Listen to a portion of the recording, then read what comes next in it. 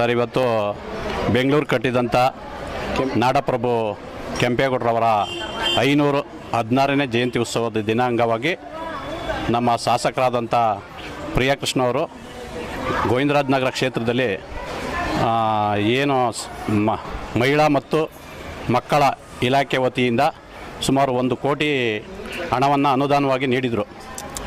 ಆ ಅನುದಾನದಲ್ಲಿ 5 ಕಡೆ ಅನುಭವ ನಗರದಲ್ಲಿ ಒಂದು ಉದ್ಯಾನವನದಲ್ಲಿ ಅಂಗನವಾಡಿನ ಕಟ್ಟಡನ ಇವತ್ತು ಮಕ್ಕಳಿಗೋಸ್ಕರ ಇವತ್ತು ಉದ್ಘಾಟನೆ ಮಾಡಿದ್ದಾರೆ.